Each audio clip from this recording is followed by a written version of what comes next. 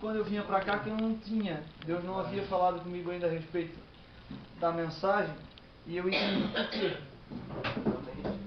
Não era nenhuma da que ele já tinha me dado, ou eu já tinha escrito, que eu tenho costume de fazer alguns escritos. Mas eu entendi o que Deus queria falar nessa noite. Aleluia. Livro do Gênesis, capítulo número 1, verso 26. Irmão, o nosso evangelista falou do fim, que nós devemos estar atentos porque ele vai voltar. Eu acho que todos aqui que estão aqui creem que o Senhor vai voltar. Livro do Gênesis, capítulo número 1, verso 26. Ele falou do fim e eu vou falar do começo e do meio. O fim nós já sabemos o que vai ser. Jesus vai voltar para nos buscar. Jesus vai trazer a glória de Deus aos nossos corações. Aleluia. Livro do Gênesis, capítulo número 1 e verso 26, que diz assim: Também disse Deus, façamos o homem à nossa imagem, conforme a nossa semelhança. Tenha ele domínio sobre os peixes do mar, sobre as aves do céu, sobre os animais domésticos, sobre toda a terra e sobre todos os répteis que rastejam pela terra. 27. Criou Deus, pois, o homem à sua imagem. A imagem de Deus o criou, homem e mulher os criou. Amém? Aleluia. Glórias a Deus. A história da humanidade ela é fantástica. No primeiro dia, a Bíblia diz, no livro de número 1, no capítulo número 1, no verso número 1, que no princípio criou Deus os céus e a terra era sem forma e vazia, e o Espírito de Deus parava sobre a face das águas. Depois, no primeiro dia, a Bíblia diz que Deus cria luz e trevas. Deus faz separação entre o dia e a noite. Isso tudo é fantástico que Deus começa a fazer, mas sem ao menos colocar a mão em nada. Nós não servimos a um Deus que precisa de algum meio para chegar a um fim ou de um começo. Ele traz à luz aquilo que não existe e faz aquilo que nós não pensamos que possa acontecer, porque Ele é Deus. Aleluia. Eu gosto muito de um escritor chamado Augusto Cury, que ele diz o seguinte: a lógica humana, a razão humana, o psicológico do ser humano não teria a capacidade de inventar um Deus como o Deus da Bíblia Sagrada. Se você pegar os deuses que nós conhecemos, vamos à mitologia grega. A mitologia grega criou deuses semelhantes a nós.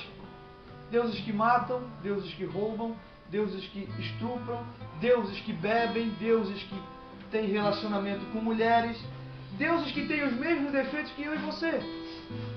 Então, onde que nós teríamos a capacidade de servirmos um Deus ou algum tipo de ser dessa natureza pecaminosa, de uma natureza suja, de uma natureza que não nos saciaria o desejo de termos alguém como um exemplo para seguirmos? Mas o fato é que nosso Deus é poderoso. E Ele está aqui nesta noite. Aleluia. Para dizer a cada um de nós: Santificado é teu nome, eu Senhor. te fiz do jeitinho que eu queria. No segundo dia, Deus faz separação entre as águas e os céus. No terceiro dia, Deus começa a dizer: as águas vão para o seu lugar, e cria a terra seca. E manda que a terra seca produza flores, árvores, frutos.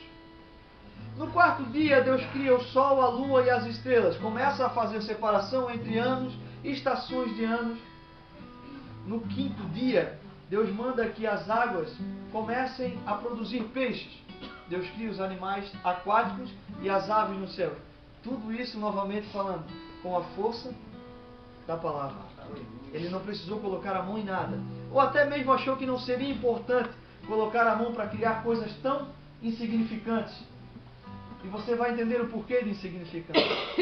Depois Deus, no quinto dia, Ele faz os peixes e as aves. No sexto dia, Ele faz duas coisas. A primeira coisa que Deus faz é mandar que a terra produza toda sorte de animais. Todo tipo de espécies, bois, vacas, tudo isso Deus produz. Só que no sexto dia Deus faz a coroa da criação. E Deus não coloca apenas a sua palavra em ação. Mas Deus vai até o barro. Eu não sei onde é esse barro, eu queria saber, mas não é importante. O importante é que Deus pega o barro e dali Ele molda algo fantástico. Ele diz, façamos o homem a nossa imagem, conforme a nossa semelhança. E Deus pega e faz eu e você. Glória a Deus. Eu não tenho por Aleluia. costume, e acredito que aqui não se faz, mas olhe para cada um que está do teu lado. Olhe para essa pessoa. Essa pessoa é o mais próximo que você vai chegar da imagem e semelhança de Deus. Talvez não seja a imagem física, porque a palavra hebraica para semelhança é damut, que quer dizer se assemelhar, ser parecido, ser semelhante, chegar próximo. Só que a ideia de Deus, ideal para mim e para você, é que nós fôssemos moralmente parecidos com Ele.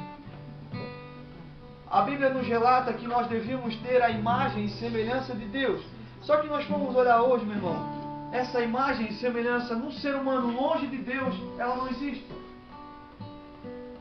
Se Deus for parecido fisicamente comigo, talvez ela exista, mas eu não acredito que Deus seja parecido comigo, mas sim que Deus seja Espírito. Se Deus é Espírito, Deus não pode ter matéria, Deus não tem dedos, Deus não tem cabeça. Deus é diferente. Então, quando a Bíblia me diz que nós somos semelhantes a Ele, nós somos moralmente e espiritualmente parecidos com Ele. Deus cria o homem, Deus coloca características no homem. Deus coloca o nosso poder de tomar decisões. E para mim é a coisa mais fantástica que Deus me dá. E deu a você. Você escolheu estar aqui nesta noite. Você podia ter escolhido estar em casa, vendo TV, tomando um bom café. Você poderia estar com a tua família passeando, fazendo qualquer coisa. Mas você escolheu estar aqui. Isso se chama livre-arbítrio. O pregador nos Gideões há pouco tempo disse que Deus, no ato da queda de Satanás, Deus retira dos anjos o livre-arbítrio. Eu discordo dele.